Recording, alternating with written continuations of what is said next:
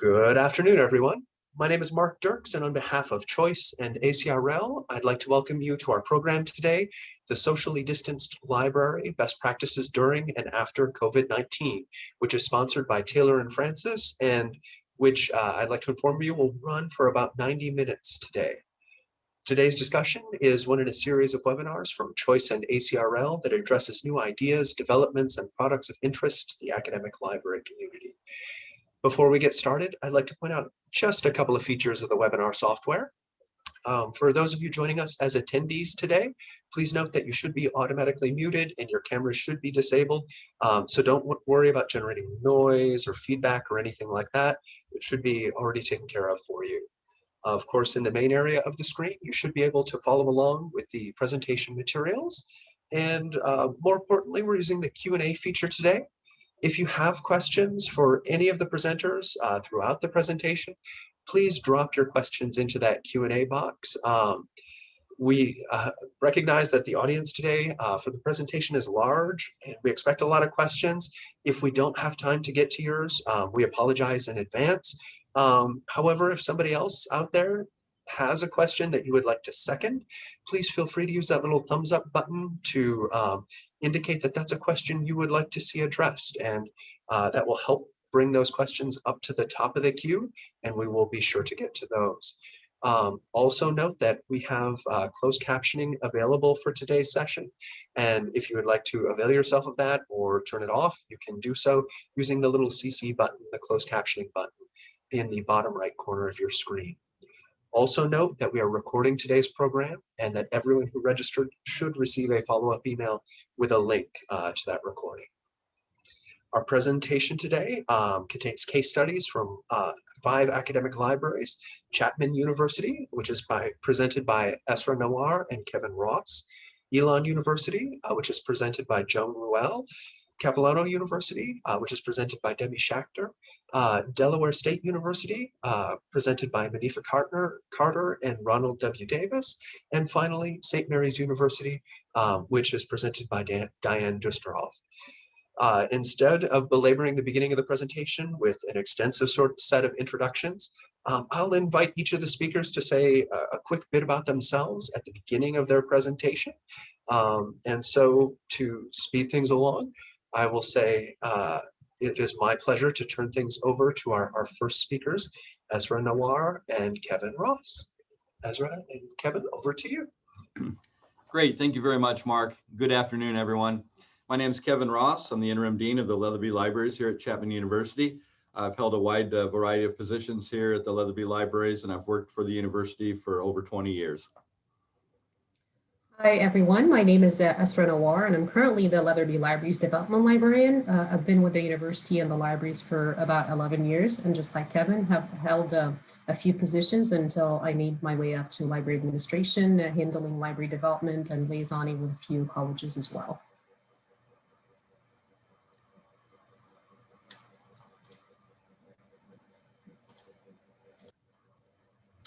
Just want to give some brief background on Chapman University's demographics and Leatherby Libraries demographics.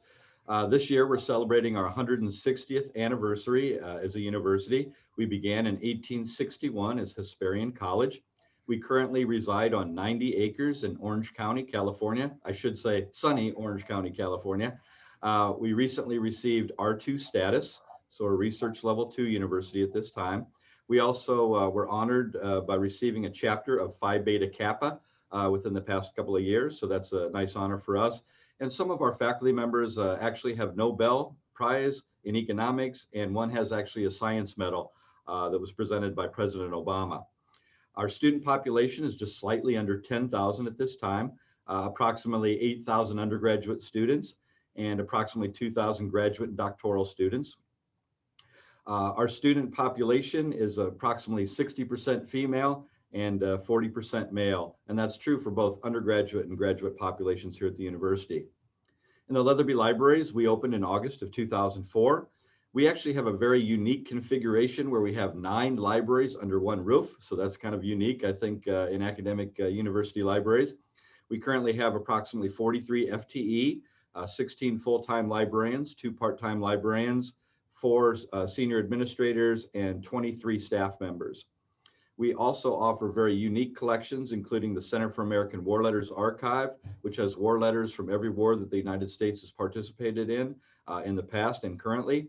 We also have a Holocaust Memorial Library and a Cal Gold Archive that's local here to Southern California. The building itself is about 100,000 square feet with 76,000 assignable square feet.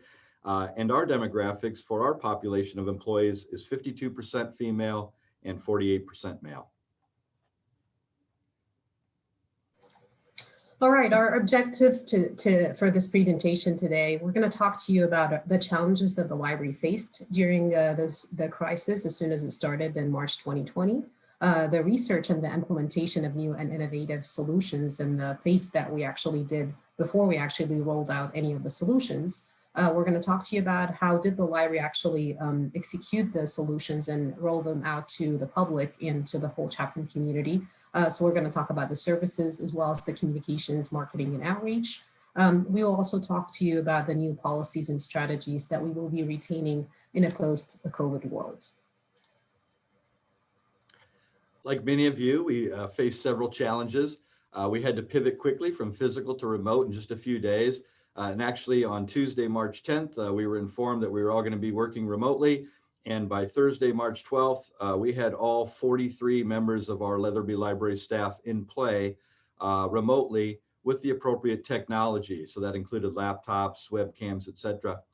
We also created new services and resources for remote teaching and learning because we needed to do that to make sure that we were connecting our students, faculty, and researchers with information appropriately. Another challenge that we faced was the creation of a reentry plan for essential staff. And we actually used the reentry plan twice because we did reenter back onto campus physically in mid-October of 2020 until mid-November of 2020, where then we went back to fully remote. So we had to make sure that we had a reentry plan for that, and also a reentry plan when we came back to campus in March of 2021. We emphasized safety for our staff and for our patrons. We also emphasized the appropriate sanitation protocols, and that included heavy use of signage throughout the building and heavy use of sanitation materials and resources sprinkled liberally throughout the Leatherby libraries. We also faced the challenge of communication and consistent messaging. That was a bit challenging at times just because the messages were changing so fast. So information that would come out from senior administration in the morning might change 2 or 3 times by 3 or 4 o'clock in the afternoon. And so we had to be very flexible in our messaging, and we had to make sure that our staff members understood the importance of being flexible in communication. We also sometimes had to make decisions with not quite as much information as we normally would have preferred. So sometimes we were running on 50 or 60% information, but we still had to make informed decisions at that time to the best of our ability. So that was a bit of a challenge, especially for supervisors and library administration. And one of the biggest challenges too was to make sure that our staff were still productive in their job-related duties and that their morale wasn't suffering too greatly. And that was a challenge that we really tried to focus on to keep people optimistic and to keep them positive as well. And we mainly did that through good communication. When we tried to figure out what our colleagues were doing and what services they may provide and implement, we did a peer comparison, and we also looked at our peer websites to see what kind of messaging they were using on their website in regards to services and resources that they would offer throughout the pandemic.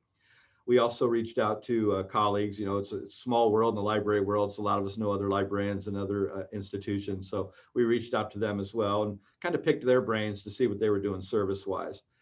We also stayed on top of the current literature. As a matter of fact, in our own digital repository here at the university, we even have a specific section that's related to pandemic and COVID-19 research. And so, again, we read the literature and we saw what others were doing in the field. And then we tried to be as inclusive as possible and get buy-in from the staff so that their expectations were met and their concerns were addressed appropriately and in a timely manner as well. And rolling out the plan, we did look at several different services. So for the Leatherby libraries, we ramped up our remote service offerings, which included increase in streaming video offerings, We moved a lot of our course reserves online to digital resources so that the students and faculty could access those remotely. And we really tried to ramp up our ebook collection and provide ebook supplements and equivalents to support our students and our faculty during teaching and learning. We also created a new curbside pickup service, and that was one of the things that we learned from one of our peers. And so how that worked basically was someone would contact the library, give us a list of items that they wanted. We would pull those items for them. We put them in a cart. We wheeled them outside into the front of the library. It was contactless. We would contact them. They would pick up the materials. No contact between us or the faculty member or student. We'd bring the cart back in and desensitize, so that worked pretty smoothly. We also partnered with our IS&T colleagues at that time. We're assisting them handing out laptops, ID cards, webcams, microphones, and those kind of services as well. We did also ramp up our document delivery service. If you were outside of 25 miles away from the university, whether you were a student or faculty member, we were sending materials to your home. That whether you were in Boston, Miami, Chicago, wherever you were, we were trying to connect you with appropriate information. So that was a new ramp up in our delivery service. And also we provided librarian support for remote teaching and research. Several members of our instruction team were able to get our instruction process into Canvas that we use across campus as an instructional tool. And we also were able to outfit our instruction room with state-of-the-art technology for both remote learning and remote teaching. The Leatherby Libraries at Chapman University has always been the cultural hub of the campus, and we have the challenge of to continue to make that happen even during the pandemic. So we came up with some creative solutions to continue to remain relevant and culturally relevant to the university community as well. So we created our first ever virtual exhibit called Telling Stories, One Room at a Time, where we highlighted some of our 6 most unique and also diverse rooms that tell stories of different communities and also different donors that actually named those rooms. The exhibit took us about 4 to 5 months to kind of research a lot of platforms and look at other universities and museums that have done this before. It had actually been a huge success for us, and we've been modeling other exhibits as well. Such as recently we did a Pride Month exhibit, and we're doing a couple other exhibits in alignment with some of the Chapman University activities in the next few months. We also hosted our first ever virtual event, Research and Get Disaster Through the Making of Challenger, in collaboration with NASA, JPL, some archivists, as well as Netflix, as well as working closely with our special collections librarians and some of other librarians. It was attended by almost 100 people, and then the recording was also uploaded on our digital commons. We also launched what we call the Leatherby Libraries from Home series, where we highlight almost a different type of collection or a throwback to a story or an exhibit that we've done before, or some of the unique pictures that we have in our collections and our digital commons. The series has been running for almost 1.5 years now, and we continue to provide that service for our community and also for our followers on our social media, whether on Facebook or Instagram. In fact, the university community itself shares a lot of the stories that we share from the Leatherby Libraries from Home, and we find it very engaging for the community as well. We also created, in collaboration with some of our librarians, some library guides, and we also promoted them on how to use Teams and Zoom. I'm sure everybody's already an expert by now, but I think in the beginning of the pandemic, people were struggling a little bit. So we tried to help them and promote the fact that we have this service for them. And we also created some Zoom backgrounds for people to download because we had a lot of students normally that would study in the library. So they were craving kind of going back to that space. So we helped them a little bit too. This is just an example of one of the stories that we put on our Facebook. This is Shirley Lapierre, one of our alumna that passed away actually during the pandemic. So we honored her by showing a picture of her. And as you see, there was a lot of engagement. It was an opening reception of the Egyptian Revolution exhibit that we held in 2020. We also worked so hard with the library administration as well as the strategic marketing communications office to provide a robust and consistent marketing. As Kevin mentioned earlier, flexibility was the key because communication and information was changing by the hour sometimes, especially in the early beginning of the pandemic. So we had to remain flexible, consistent, and also provide the accurate information. We also started what we called internally This Week in the Library emails, where the marketing and the development team sends an email in collaboration with library administration about what's going on in the library, upcoming events, virtual support, human resources support, and any specific messages from Kevin in library administration. We also started a quarterly newsletter that was going to our donors, our friends, our students, and our staff as well. And then I'm going to have Kevin talk a little bit about some of the things that he did from his office. Great, thank you, Esra.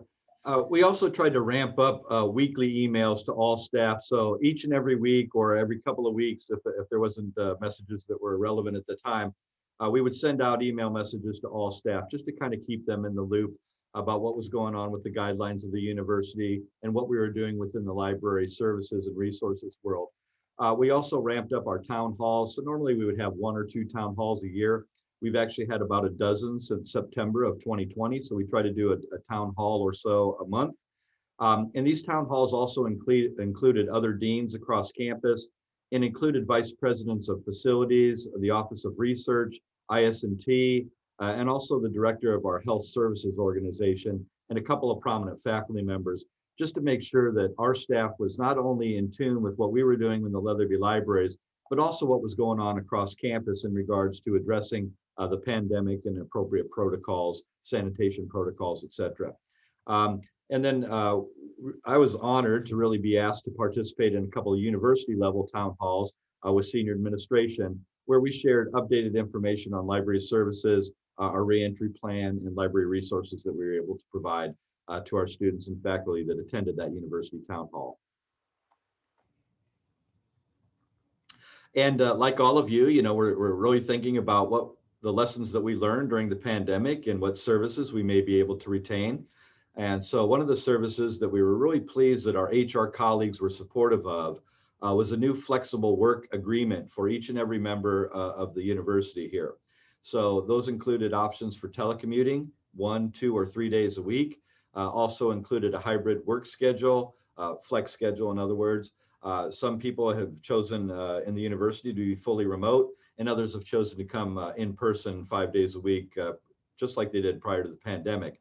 One of the services that we are retaining and have retained, not only did we create LibGuides for Zoom and Teams, but a lot of us still use those remote meeting tools as well. Even if we're in the building physically and we're right down the hall from each other, we're just still trying to practice safety protocols until we're completely on the other side of the pandemic. So that's been another service that we've retained. We did learn that both in-person reference and virtual and individual research consultations can also be done online. So we do now have a hybrid model for our reference desk. So about half of the hours are covered in person and the other half are done remotely or online. And that includes options for virtual individual research consultations, which many students in particular and graduate students in particular have found very helpful in the past. And we hope so that they will find those helpful in the future. We did also begin an appointment process for special collections and archives, including our Center for American War Letters. And that was really a nice process. It just kind of kept people safe, gave people a peace of mind as they came in to access the collections on rare occasions. And we're going to continue that appointment process in our Special Collections and Archives Department moving forward. As I mentioned previously, we did institute a curbside and what we now call library pickup services. We may come up with a better name in the future, but we're still continuing that as a service that we want to retain. Because we don't know if we'll end up sliding backwards just a little bit in the pandemic. It's kind of still hard to forecast those things. So we're prepared either way, and that's another service that we wanted to retain. And then finally, I want to give a shout out not only to my colleague Esra, but to her colleague Rachel for the virtual events, exhibits, and displays that they were able to put together. And of course, we're going to still do those in person. We are going to have in-person events and exhibits and displays, but we're also going to take advantage of technology and use as many as we can virtually, just to get our message out there and to highlight and emphasize what the Leatherby Libraries really can offer to the community, to our fellow citizens, and to our own students, faculty, and researchers. I do want to emphasize the Library from Home series. Esra had mentioned that previously. It was very successful, and we had a lot of positive comments on that particular series. And just really happy to see that we're able to retain some of these services as we move forward. At this point, Kevin and I would like to thank you so much for listening to us. And I hope you, I know there will be a Q&A session at the end, and I already see a question directed to Kevin. I'll be attending another meeting, so I'll be leaving this meeting in a few minutes. So I want to thank all of you for listening to us. And if you have any questions, please feel free to contact us. And we wish all the presenters the best of luck. It's been an honor to work with all of you.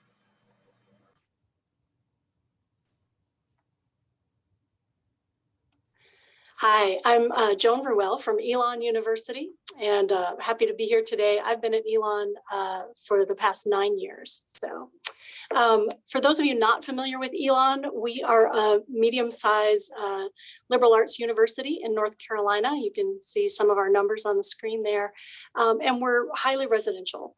We're also known for probably two things. One is for high impact practices and student engagement. So you can see many of our students participate in some of those high impact practices like study abroad, internships, and volunteer service. The other thing we're known for is we're a very planful university. There was a book that was a case study of our institution written a while back called Transforming a College that looked at Elon as a case study of an institution that really foregrounds strategic planning and sort of builds it into the culture. So, sorry, lost my control there.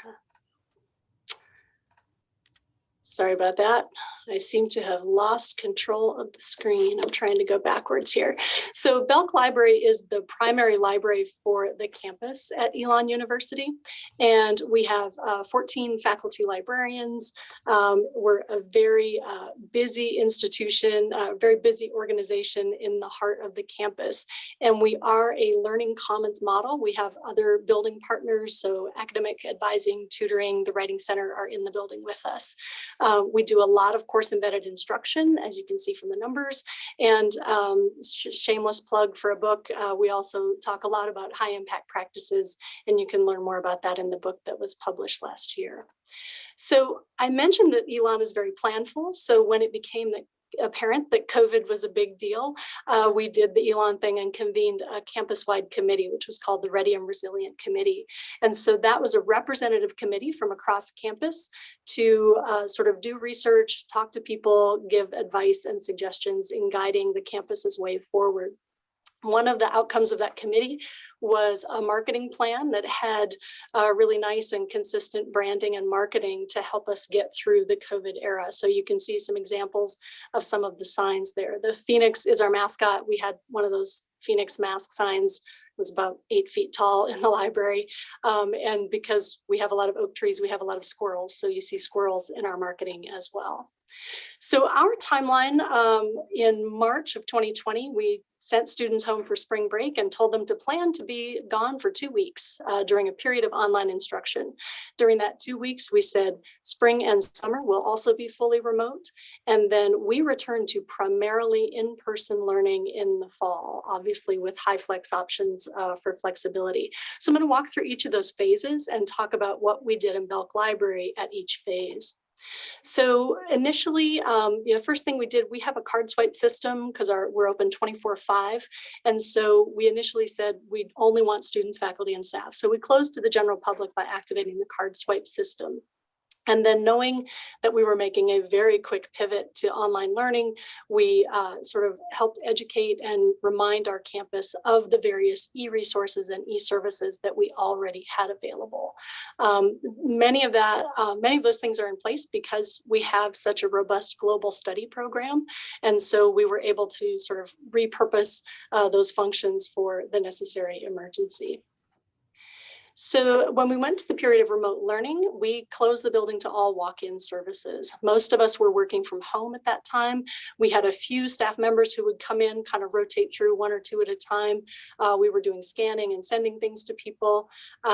We have always had sort of request items and picked them up. Initially, we put a book truck in front of the cart so it could be a sort of no touch. And then during the remote learning period, we moved that truck over to the mail room because our students were still on campus and had access to the mail room. So we were building collections, we were linking to the collections that became available during COVID, and just trying to sort of help the faculty figure out how to do this. We also instituted a weekly check-in with staff. It was a little survey, just kind of, how are you doing? What's going well? What's challenging? And we also asked, what questions do you have? Things were changing very quickly, and we wanted to make sure that we were addressing any gaps in communication. So that weekly survey helped with that. So once we knew we were returning to mostly in person in the fall, the late spring was really getting ready for that. So shared offices, people were moved to private spaces, they were put in study rooms. For those who had requests for modification to work from home, that was for medical reasons or for caregiving reasons, they were in the process of doing that. And we moved a lot of furniture. So we went from about 900 seats to a little less than 400. And fortunately, we were able to keep most of the furniture in the building because it was a nightmare for facilities to try and figure out where to put all this furniture. So some of our study rooms came offline and became furniture storage.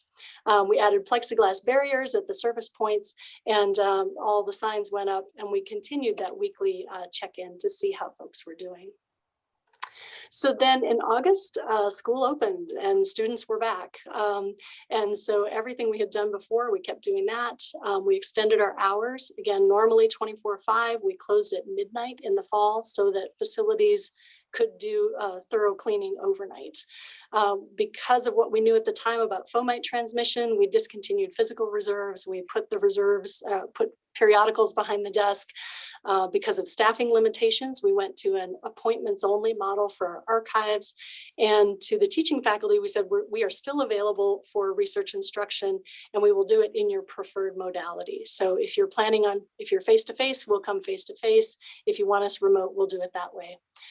We put away the staplers and the tape dispensers, and we resumed our very popular on-campus delivery. We use our campus mail system to deliver physical materials to faculty and staff.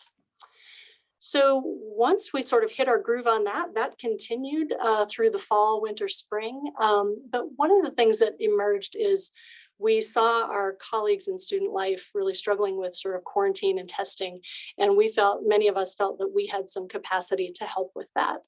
And so I think it was about 75% of our library staff volunteered to help with campus quarantine and COVID related things. So that was helping with notifying students that they were a close contact and they were going into quarantine. We did daily contact with students while they were in quarantine, just to check in on them and also point them to resources if they needed them, and helping with testing. And then once the COVID vaccine set up in the spring, helping with the vaccine clinics as well. So that was a way for us to get some of that contact with students that we maybe weren't having as much. So that was useful. And we continued to do the check-ins, but not as frequently.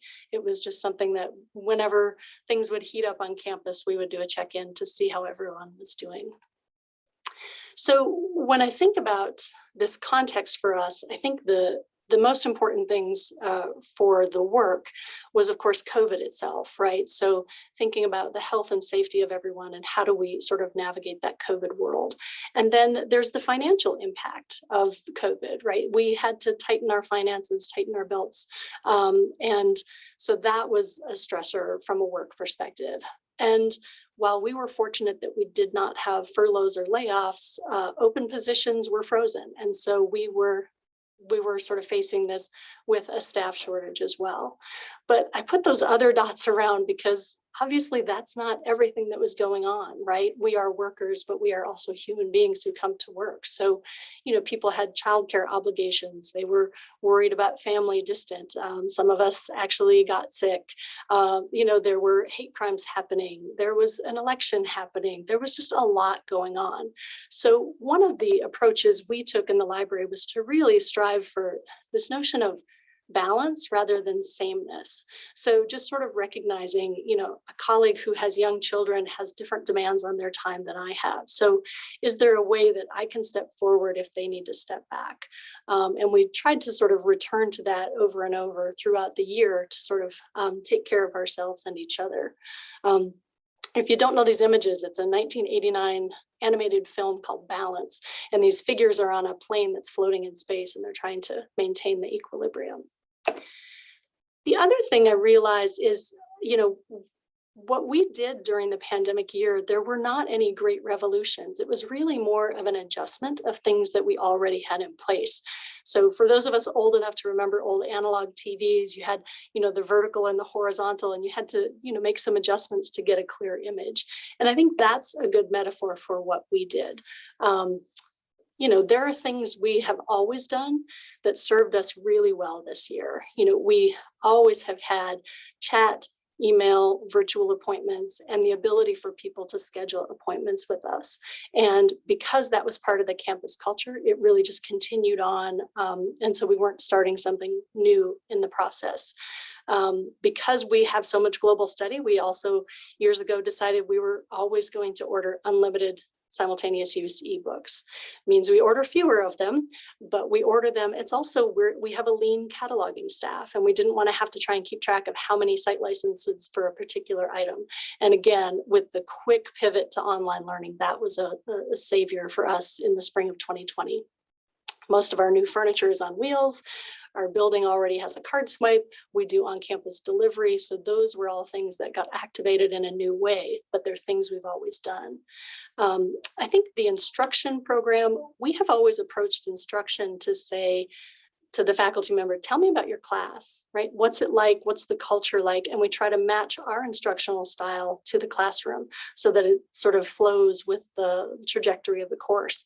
And so that moved very quickly over to saying, how are you planning to meet? And knowing that how you're planning to meet might change based on what's happening in the moment. We also have a culture where everyone works at the desk. So that's partially to raise the visibility of everyone on staff so that they are seen in the library, but also so that all of us see what's happening at the desk and know how it connects to our work. And so when we came back on site, you know, it wasn't who's going to work the desk. It was everyone who was on site took a shift and worked the desk. We are fortunate to have a very sort of can-do, all-hands attitude, and we are deeply engaged with the life of our campus. And so I think those relationships really were validated throughout the past year and really sort of stayed at the center. One thing we learned early on is, you know, we weren't trying to be efficient in our appointments with students or faculty. We would sort of pause and say, how are you? Where are you? Sometimes people would say, oh, are you on campus? Send me a picture of the quad, right? You know, so we would try to sort of engage on a human level before we jumped into the conversations about the research question, right? We did change some things. I don't know that they were big. You know, we've always had holds that you can pick up. We made it self-serve and people liked that. So rather than a book truck, we got a nicer shelf and put it on a shelf. Our archive staff discovered that appointments for their meetings were more productive because many of our archival collections live off-site.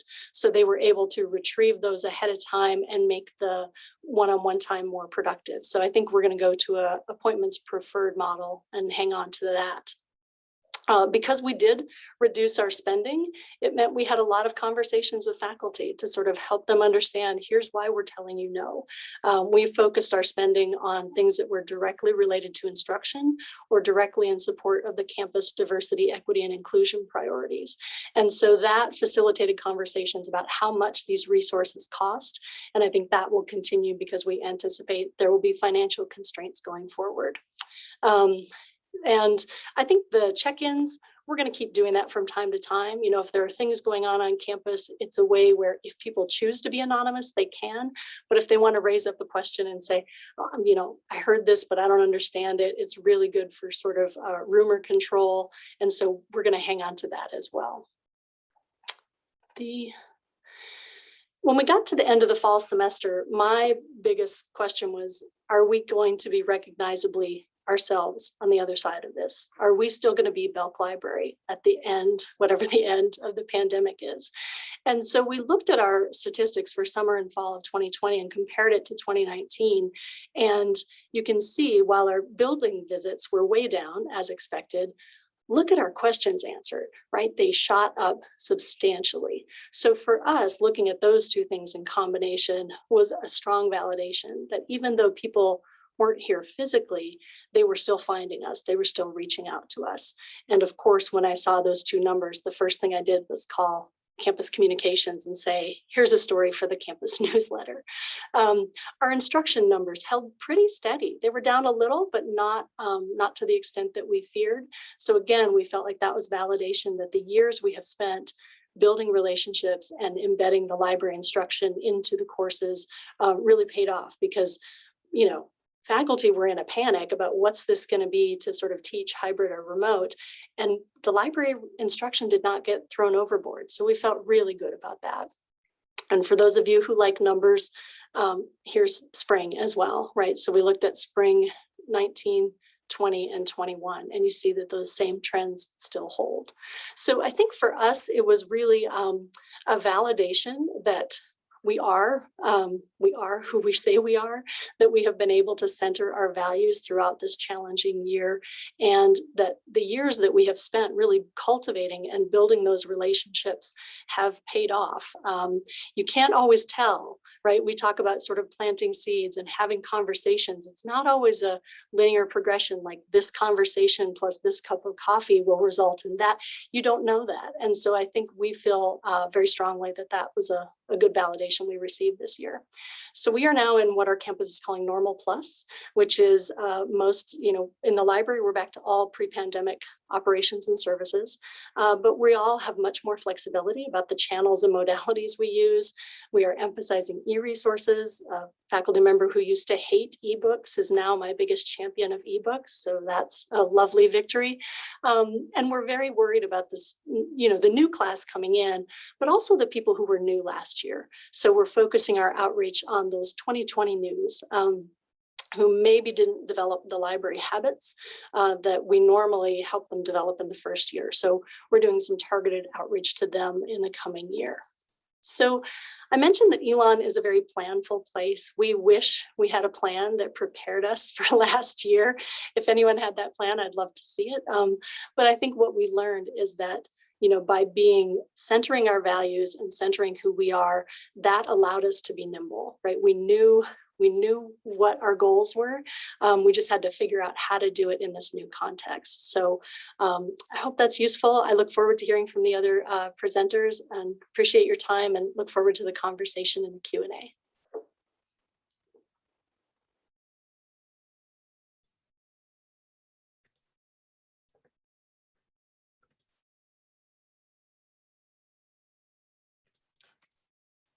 Hello, I'm Debbie Schachter. I'm the former university librarian of Capilano University in North Vancouver, British Columbia, Canada. And I am currently the Director of Library and Learning Commons at Langara College in Vancouver.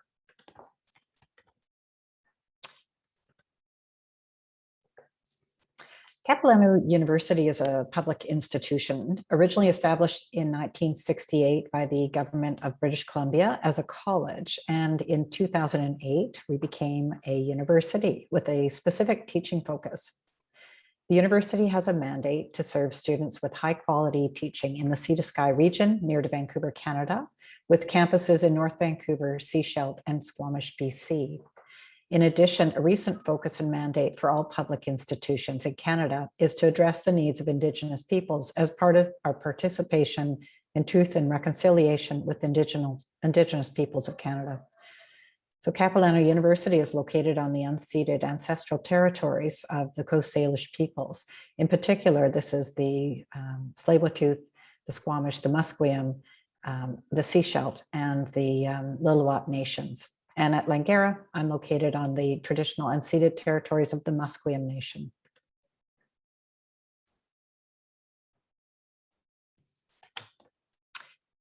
So just a little bit on our demographics. Capilano University has approximately 6,300 domestic students and about 2,500 international students.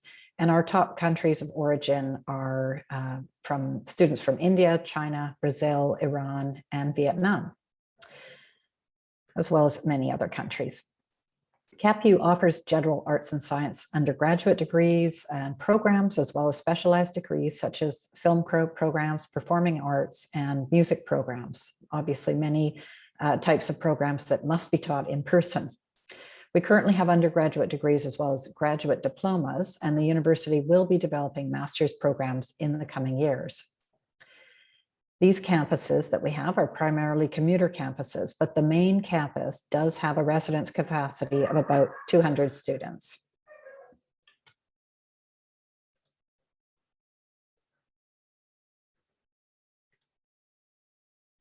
So CapU has one physical library location that serves students, faculty, and staff at our main campus in North Vancouver. And within the library, there are 8 faculty librarians and 14 library technicians. There are 2 staff supervisors who schedule and manage the work of the library services and technical services roles. We are a union institution, as most institutions, public institutions must be in Canada. We have 2 unions, the Faculty Association and staff union called Move Up. The university librarian is the only administrator in the library. CapU Library has traditionally held a very small physical collection, approximately 80,000 physical items, and we don't anticipate that growing much in future.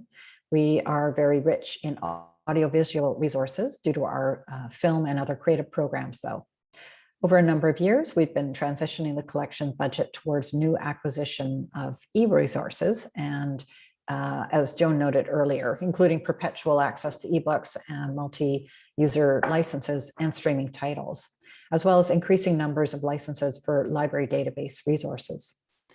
The library also participates in British Columbia and Canadian and consortia and cooperatives, as well as OCLC, to share expertise, participate in collections, purchases, and licensing, and to participate in shared services, such as something called BC Online Research Help Service, Askaway.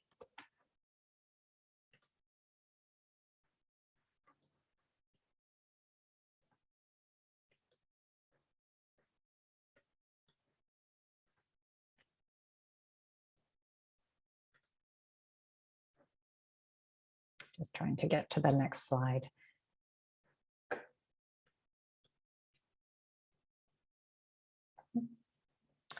So in early 2020, we were monitoring what was happening in other jurisdictions, as of course many of you were. And although our provincial COVID numbers were relatively low, we suspected we'd be shutting down in person at some point in March. So we were in constant contact with other academic libraries in our province, and we knew that we were going to be directed to take some action by our provincial government.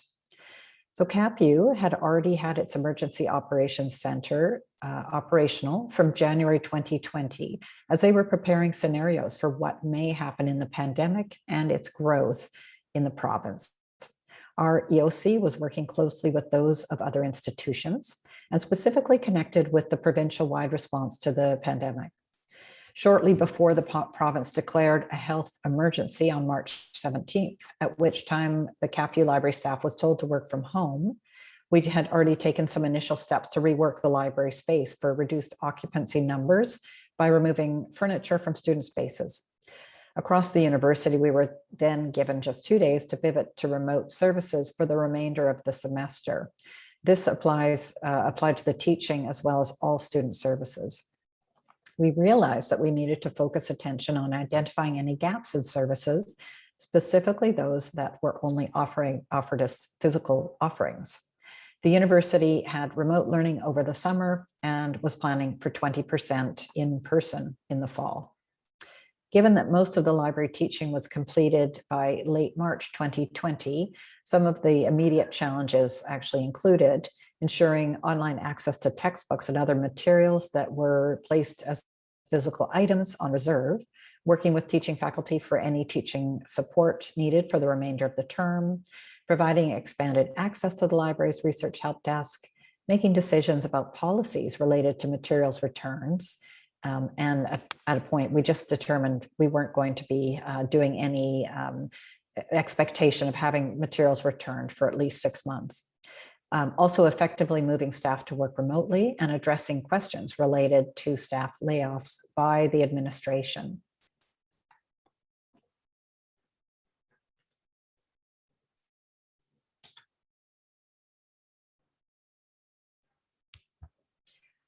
So Communications and change management became critical as there was some fear and anxiety related to the unknown, not surprisingly.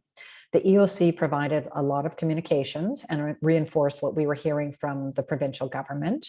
We talked about realistic expectations for the coming months and year or years, while recognizing that much of this is just simply unknown. So in my role, I communicated information specific to the library and its employees, while the faculty coordinator, Tanya Alexson, was leading the coordination of the work of the librarians. We looked to address concerns by gathering questions and concerns through in-person meetings, email, team chats, and posting information on our internal wiki. The staff supervisors focused their staff on completing any procedures and information needed for their roles onto our internal wiki to smooth the transition to online and remote working. We had various tools available already, including Microsoft Teams and Zoom. So first, we transitioned to Teams for all of our meetings and for sharing information in various chat channels. To help develop the culture of online engagement, we held weekly all library meetings, as well as, of course, departmental specific meetings, and also created different teams and both work and fun channels, such as one of our favorites was Cats and Friends. And this was for sharing pictures, videos, and really just generating smiles amongst all of the anxiety. As I mentioned, we also have a robust wiki that is a repository for all procedures, meeting minutes, information sharing broadly. So we were well positioned for continuity online.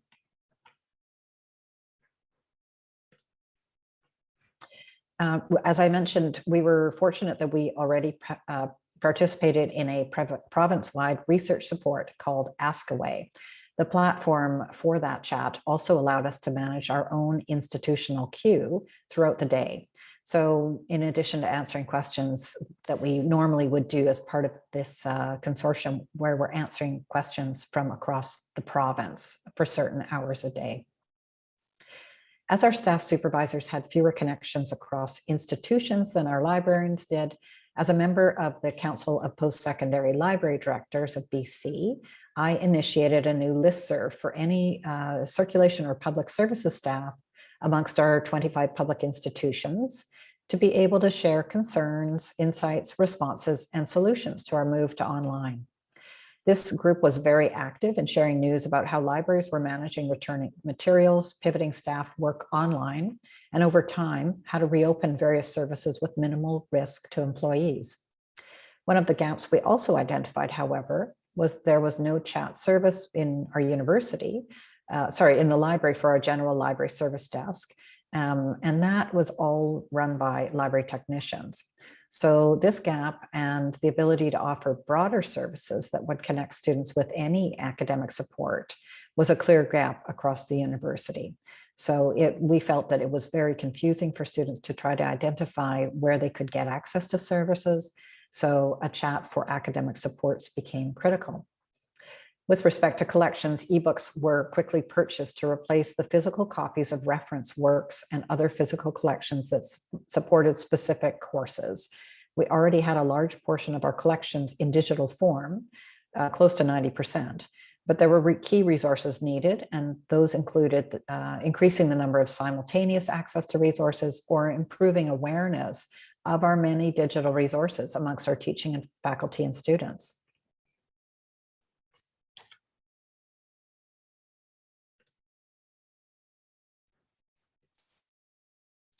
Whoops, let's just go back. So during the summer with remote learning, we determined it would be beneficial to students if the library was able to launch additional chat services to address both library reference supports in addition to our commitments to Askaway. The solution was to subscribe to SpringShare's LibAnswers platform to set up a separate chat research help desk, and two other chat services, Library Services Desk Chat and Academic Support Services Chat, were also created and launched in time for the fall semester. One of the librarians took on the role of training our library technicians in how to conduct chat and how to use the platform itself. And a staff member was assigned to scheduling the chat hours for fall semester. So that individual was able to expand their own capacity. Librarians also work to develop additional resources, including videos for embedding into courses. And in respect to employee layoff fears, another challenge was ensuring that the library technicians who had never previously worked remotely were equipped with laptops to continue their work online and to stay fully employed. The new chat service kept staffers busy, but other duties were able to be replicated virtually because I mentioned we have almost 90% or 88.5% of our materials are online. The Public Services Supervisor also used the new province-wide listserv to communicate and share ideas and concerns with her colleagues at other academic libraries for planning and response.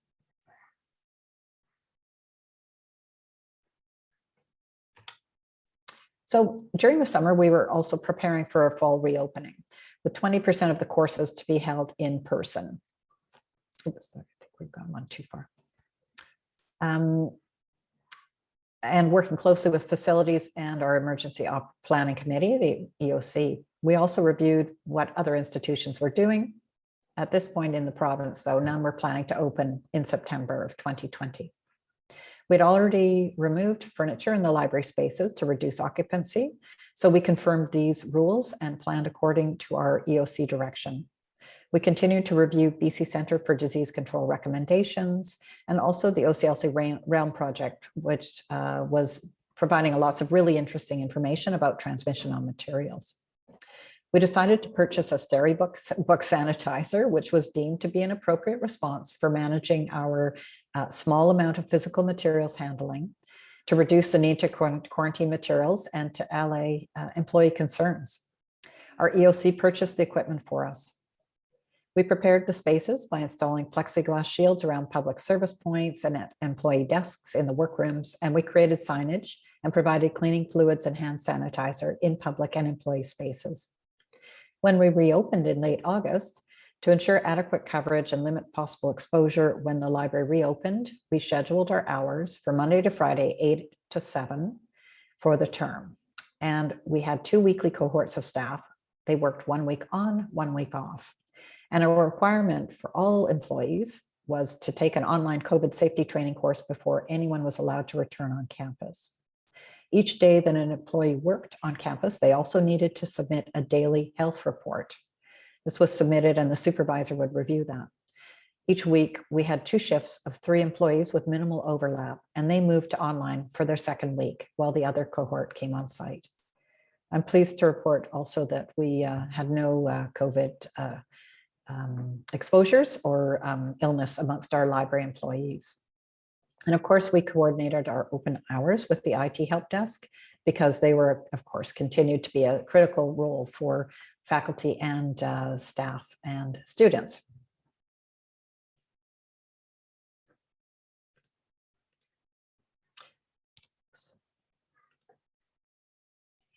So although the daily average gate count during the fall 2020 term, September to December, dropped dramatically to 244 patrons per day from the fall of 2019, which shows almost 4,000, our collection use in the same period really did rise. And this really was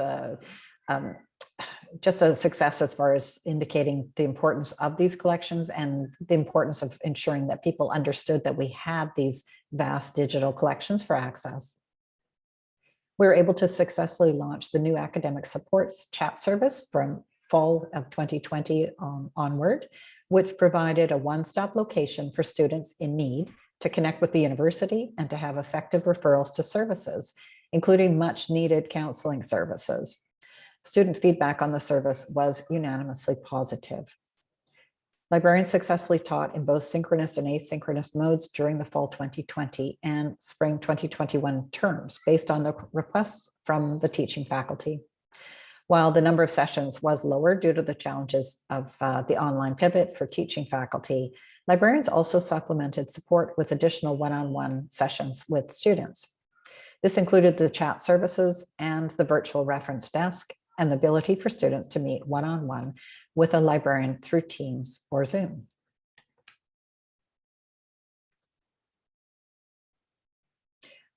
There are several areas that will continue into the future as far as what were indicated as clear benefits.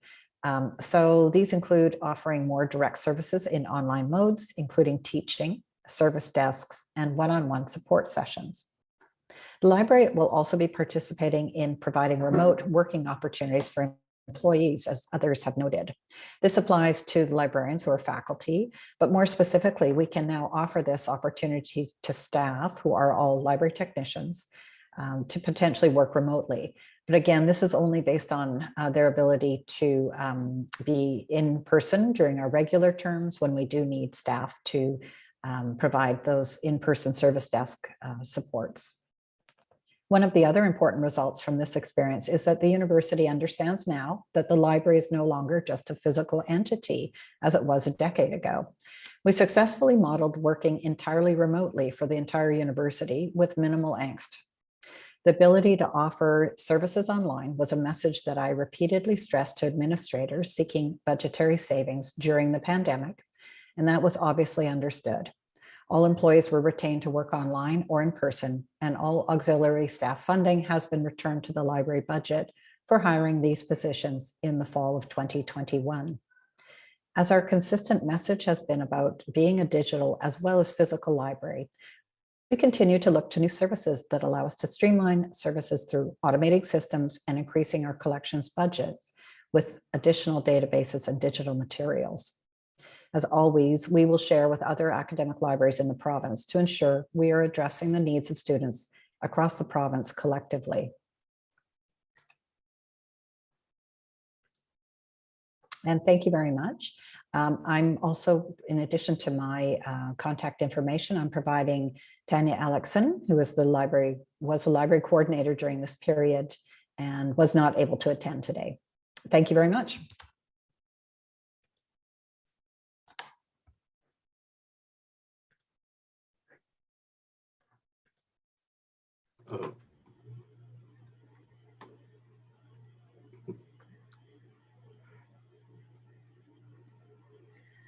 Okay, so hello everybody. My name is Anifa Carter. I am Delaware State University's Government Documents Reference and Serials Librarian. Between February of this year and early this month, July of 2021, I was also its interim director.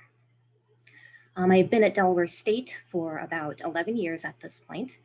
And today, I and my colleague are going to share a couple of things that we went through during the COVID-19 lockdown, starting in March of 2020.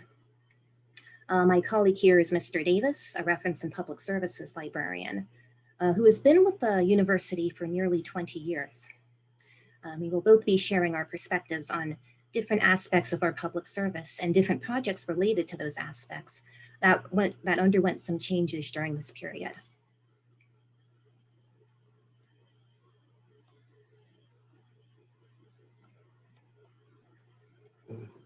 Okay. So Delaware State University was founded in 1891. As of March 2020, when our story with COVID began, we had 3 campuses located in the state of Delaware. We had our main campus in Dover, Delaware, and 2 satellite campuses, one in Wilmington, Delaware, and the other in Georgetown, Delaware. We had about 5,000 students spread across all 3 of those campuses.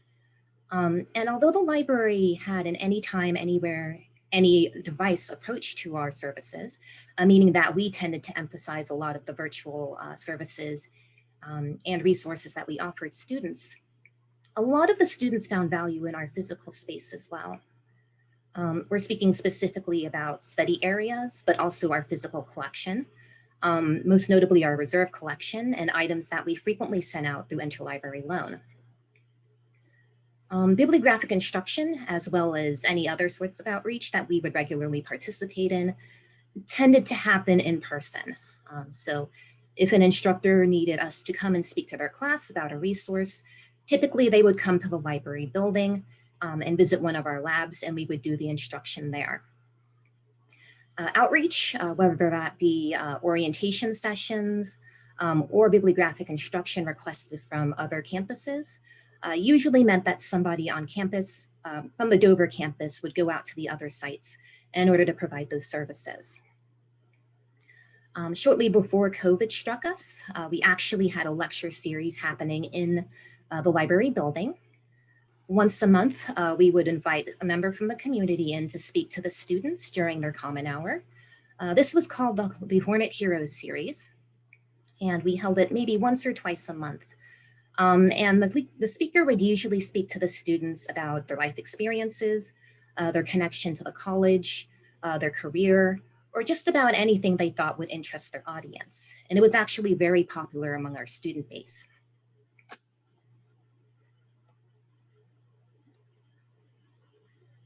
So on March 16th, 2020, Delaware State University sent out a letter to all of its employees, which instituted a remote work environment as a response to the COVID-19 pandemic. The library and its staff had a little bit of warning up to this point. Through our director, we learned that the library may be in danger of being shut down temporarily. And we heard this around March 11th of that same month, right? So at that point, we actually had a little bit under a week to actually get ready in order to work remotely. At the time, we had about 10 full-time employees, 7 librarians, and 3 paraprofessionals. And by March 16th, we were all sent home to work remotely. So again, we had a very short turnaround time in terms of coming up with a plan and executing it so that everybody would be able to work remotely. March 2020 COVID-19 statewide lockdown, the university suspended in-person services in many departments from March 16, 2020 to late August 2020. The library offered virtual-only services throughout spring 2020 and summer 2020 semesters, with a partial reopening during the fall semester of 2020. 2 library employees were designated essential employees and were on campus once per week during the virtual-only period. Today's focus is on the 3 aspects of remote public service provided during this period: circulation, interlibrary loan, reference, and instruction. Our circulation challenges were, we faced challenges with creating new patron remotely. Students previously accessed library materials using a special library barcode that was generated on the physical ID. To the right of the slides, you'll see what a barcode used to be. We don't use that barcode anymore. The library's ILS did not have a web-based client. Library patrons account registration forms were paper-based until the pandemic. Our circulation solutions: university ID numbers or D numbers replace library barcode numbers. University's IT department provided remote access to desktop workstations in the library so the employees can continue to use the ILS from home. 2 library employees developed online patron account registration forms. The form is located to the right on this slide. We also used online forms that created, this form, we created 441 new user accounts between June 1st, 2020 and May 2021.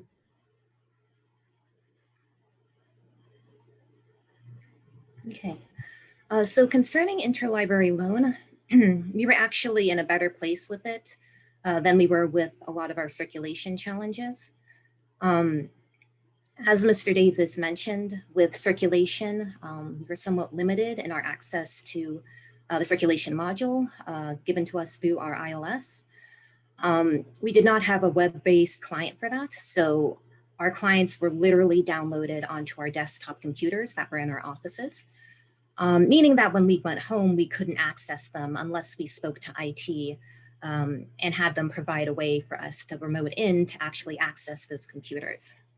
which is exactly what happened. With interlibrary loan, however, we were using OCLC's Tapasa, which does have a web interface. So all you had to do was bring it up in a browser, put in your password, and you were there. You could actually access the interface that you could use to fill these interlibrary loan requests. One thing that we found was a challenge is that only one librarian at the time was well-versed in using the system. We had migrated to Tapasa about a year prior, and since then, our special collections librarian had taken on the responsibility of providing these interlibrary loan requests. However, when we went fully remote, we found that it was better for our services in terms of flexibility if other people also learned how to do this as well. As a result, that librarian took on something of a quality control role when it came to interlibrary loan. And she also provided training to librarians, each of our 7 librarians, to teach them how to do this as well. And she provided real-time training during our Zoom meetings. And she also provided video tutorials so that we could go back and reference those whenever we needed to. Additionally, librarians were assigned to work interlibrary loan on a weekly basis. And this was a rotation. So for example, one week librarian A would work it, next week librarian B would work it, and then C, and then so on and so on. Another challenge we faced with the service was that we could not access the library's physical collection for about 5 months. Due to our restrictions on campus, nobody was actually allowed in the building aside from those previously mentioned essential employees. And their job was mainly limited to making sure that the facility was doing well and everything, and to occasionally field emergency no contact requests from faculty and students. So for example, if there was a faculty member who desperately needed a book that had previously been on reserve and had not been able to pick it up during the window of time that had been allotted to them when we were first being sent home in early March, they would get in contact with us. One of those essential employees would arrange a pickup time or a pickup location where they could actually meet that person and provide them with the resource. They often had to do this with laptops as well, in particular with our graduate students who did not necessarily have devices that were provided for them by the university. It's worth noting as well that a lot of our undergraduates did have devices that were provided to them, but that was not necessarily the case with our graduate students. So getting back to interlibrary loan, during this period, we mainly just filled requests that we could fulfill using our databases and ebooks, rather than relying on our physical collection. And that would be the case until our return to the building during the fall semester of 2020. Okay. So this is just a quick glimpse of our interlibrary loan statistics. And one thing that we at the library found very surprising when we were going over this is the drop from year to year when it comes to requests from students who are trying to borrow books, journal articles, and other resources from other institutions. And the reason why this is surprising is because it was the exact opposite of what we thought would happen. If somebody was cut off from the physical collection, the expectation was that they would try to supplement that in some way by using interlibrary loan. But as you can see, that is not at all what happened in this case. Those of you who have noticed the similar trends at your own institution, if you have any insights you would like to share about this later on during the Q&A session, I would love to hear it. But for now, this just kind of remains a mystery to us here at Del State. Reference and instruction sets, challenges and solutions. Prior to the pandemic, the librarians did not provide virtual instruction sessions prior to the pandemic. We had large number of subject guides, but few video tutorials. We had low reference chat usage. On the solutions, regular virtual instruction sessions occurred in multiple meetings. I was, I think, one of the first librarians to teach one of those courses.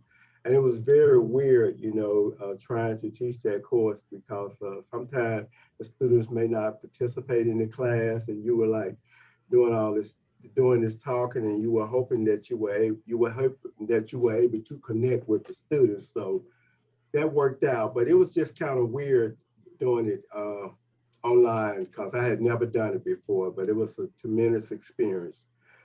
And then we also had video tutorials and subject guides. The chat service consisted of key point of service. Chat interactions often transition into other transactions. And which involve circulation, instruction requests, and deeper consultation via email exchanges on Zoom meetings.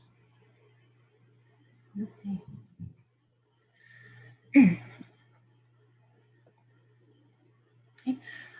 This is just a little glimpse of the YouTube page that we put together right before being sent home to do remote work during COVID by our institution.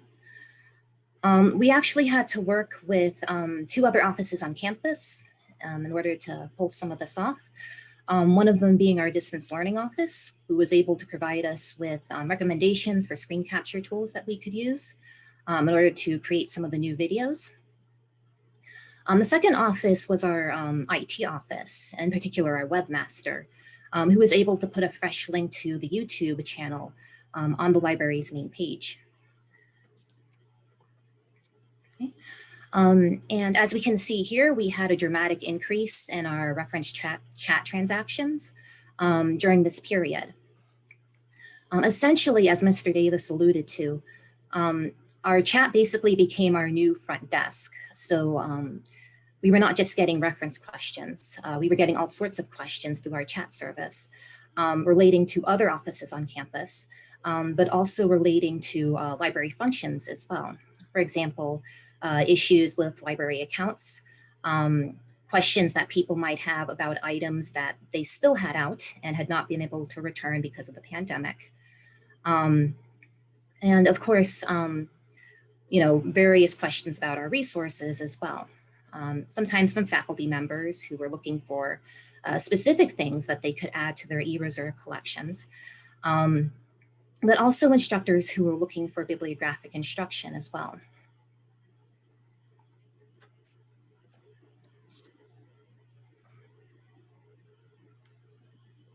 Okay. So what helped to smooth the transition to virtual only services to begin with? What we have here is actually our virtual services plan.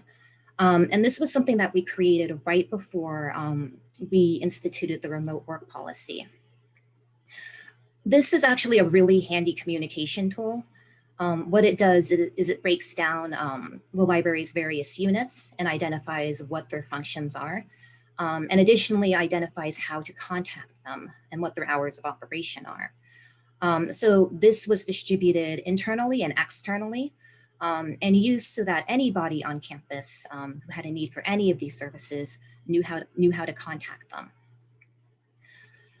Additionally, we also had a telework plan, which conveys a lot of the same information in paragraph form, but also includes various employees who were not included in this plan that we're seeing before us today, because they were not necessarily points of contact for their units.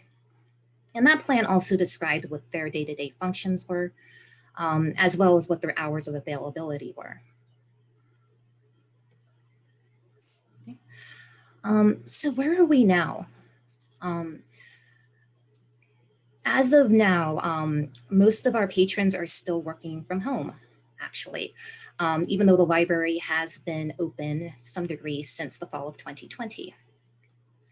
Prior to our reopening, we did take the usual safety measures, as installing plexiglass barriers, especially in areas where library employees were in contact with the general public, as well as in our computer labs, where our students and other patrons might have contact with each other. Additionally, as is the case with all the other buildings on campus, We did have hand sanitizer stations installed on all floors of the building. And we also removed a lot of our seating in order to enforce kind of the COVID-19 safety guidelines for social distancing. A lot of the tools that we use to provide library service during this work from home period were tools that we actually had before the pandemic even reached the headlines. So things like our databases and online discovery tools, OCLC's Tapasa, SpringShare, which provided our LibGuides as well as our LibAnswers chat service, group email accounts, YouTube, of course, and of course, our library patron registration forms. The online version is relatively new, and as far as we know, we're going to continue using them just because of the convenience of it.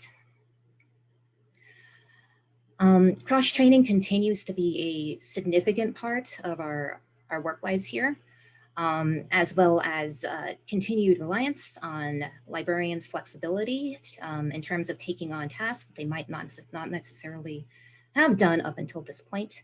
I think everybody on staff has been, really good about that. And as far as we know, that's going to continue in the future as well. During this period, we also held frequent meetings. In the very beginning, we met almost daily using Zoom and various other virtual meeting clients. However, as we returned to the physical building, we actually narrowed down the number of times that we met per week. So now we are meeting once a week. And once the semester begins up again, it's possible that we may actually meet twice per week or even longer, just depending upon what the needs are in the building and the support that our staff actually needs. Additionally, everybody on staff, that's paraprofessionals as well as librarians, did provide weekly reports during this period, which is something that we have continued to this day. It's actually a really good way to kind of stay on top of what everybody is doing, as well as providing support to them just through that knowledge.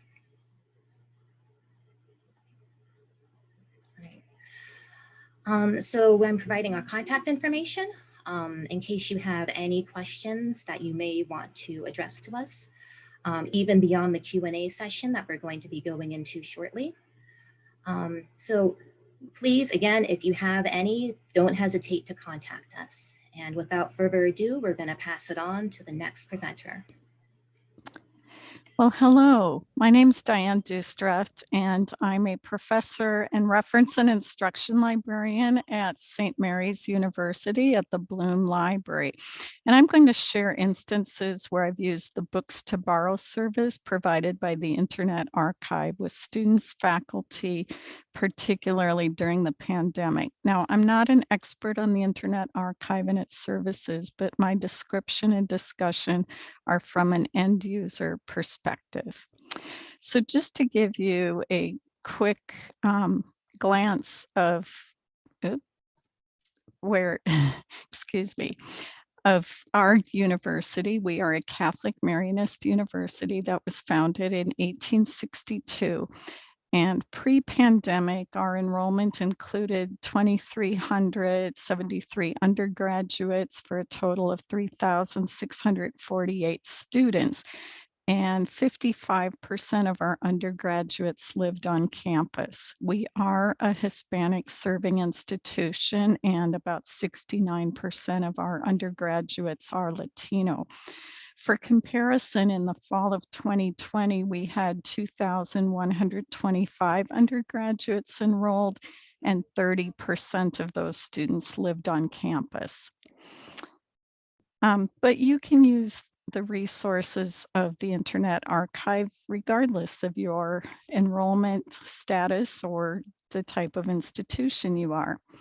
I'm guessing that many of you are probably familiar with the Internet Archive, particularly the Wayback Machine.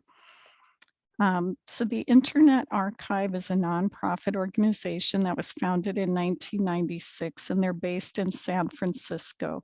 You can probably see where the building columns in their logo came from. This is a photo of their headquarters. So as I said, you're probably familiar with the Wayback Machine, which captures websites at different points in time. This is an example of where our library homepage had been captured, usually through web crawlers. And this page shows some specific dates in 2013 when the Wayback Machine captured our library homepage. A subscription service that the Internet Archive provides is Archive It, and this service allows institutions to build and preserve collections of born digital content. Subscribers can harvest, catalog, manage, and browse their archived collections. Collections are hosted at the Internet Archive Data Center and are accessible to the public with full text search. But I'm focusing today specifically on the books and text section of the Internet Archive, which includes the open library that provides nearly 20 million freely downloadable books and texts. In addition, the Books to Borrow collection, which is really my focus here, contains nearly 3 million books that are under copyright and that may be viewed or borrowed by users who are logged in. So how does one set up an account? Well, it can be as simple as logging in with your Google account, or you can set up an account by entering an email address and choosing a username and password. So this book, America's Forgotten Pandemic, The Influenza of 1918 by Alfred Crosby, is available in our print collection in our library.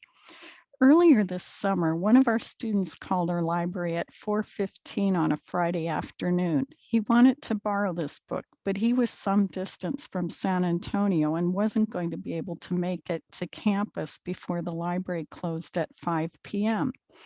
We didn't have a subscription or readily accessible ebook version of this title, but the Internet Archive's Books to Borrow program has it. This slide might look like the book can only be borrowed for 1 hour. However, the drop-down box reveals the book can be borrowed for 14 days. There are some books that can truly be borrowed for only an hour, but the majority of the books that I've viewed can be borrowed for up to 14 days. And this is the message you see when the book has been borrowed. It will say return now. This is one of several books one of our new graduate students majoring in theology needed last fall. He was in Nigeria, so getting print books in a timely manner did not look feasible. I want to note there's also an audio feature with the Books to Borrow service, and like most audiobook readers, you can adjust the speed at which the text is read. I will note that several of the books this student needed were only available to borrow for 1 hour last fall. However, when I recently checked back on these books, all the titles are now available to borrow for 14 days.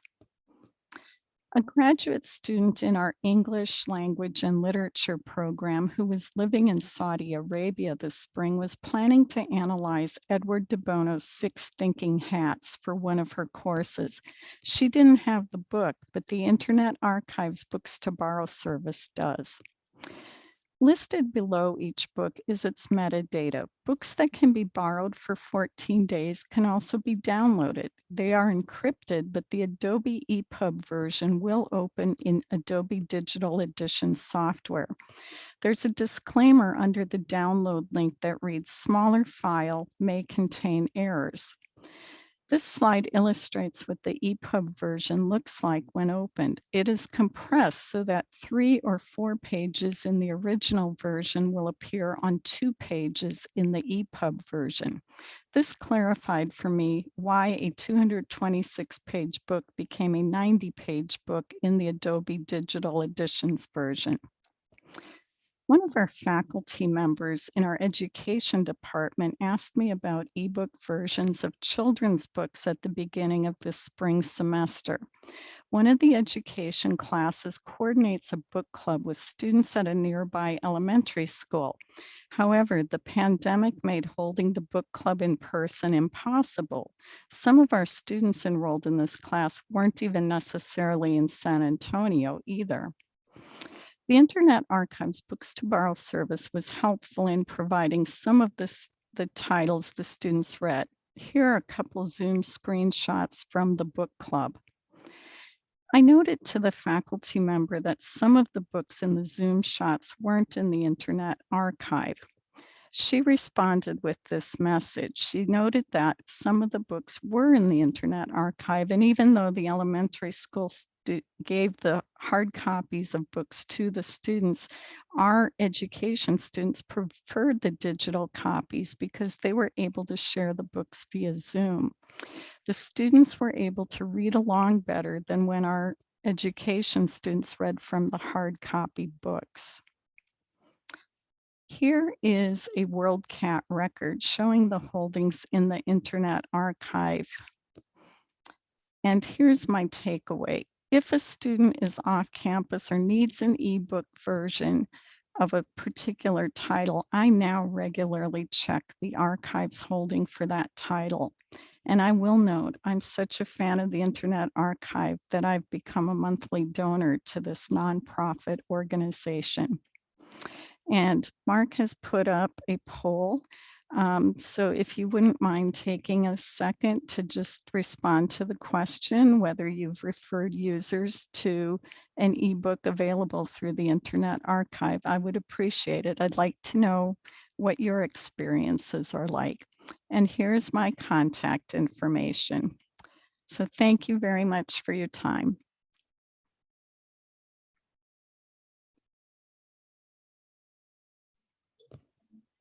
All right. And thank you, Diane, and thank you to all of our presenters today. I would like to take a little bit of time to go through at least some of the questions that we have in the Q&A, because we do have several that have already been teed up. I would also point folks to some of the questions that our panelists have already typed answers to in that little answered tab there, so that if you hadn't noticed that, you can see some answers to some questions there. And I'm going to go ahead then, and I would just encourage folks, we'll take a little bit of time here. If you do have questions, you can drop them in that Q&A box. If we don't have time to get to them, we do have the ability to pass those along, and we would be happy to our speakers, and we would be happy to do that on your behalf. So I would note the question that has the most thumbs up there is from Kelly, and Kelly says, I'm also curious about marketing ebooks. We're undertaking this for the fall, just in case. I assume there's another lockdown or that sort of thing. And I wonder if that is a concern for some of our panelists. And I think it's probably a concern or something that a lot of people are thinking about. So I would open it up to really any of our, I see Debbie has raised her hand. If you'd like to jump in and talk about that a little bit, Debbie. Yes, just one particular perspective. We at Capilano didn't have a e-reserve system previously. So we did finally subscribe. We got the funding because it was deemed important for us to be able to be fully digital, as I mentioned, even when we're back on campus. So we did actually subscribe to a new product that's described as a reading list service. It's actually called Talus Aspire out of the UK. So this actually embeds within, we use Moodle. So it embeds within the courses within the LMS.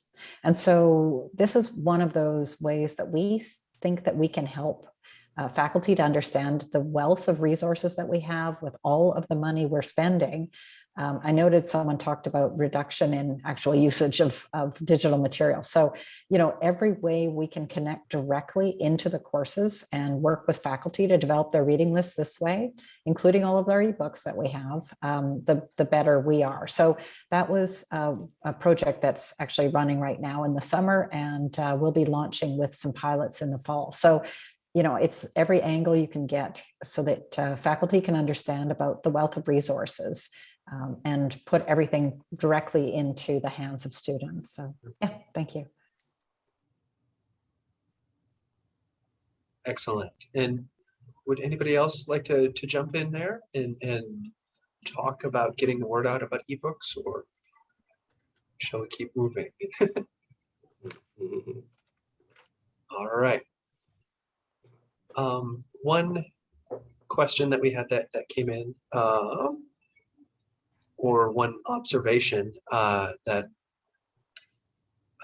came in from Emily a little while ago during your presentation, Manifa, was Emily states, we also had a big surprise drop in our borrowing numbers, even electronic copy requests, and they've been trying to figure out why. And one thing that Emily suspects is that professors may have had different expectations for their students and assigned different types of assignments than in a normal year. Does that seem to resonate with your observations, or do you have other theories? I think that may be true.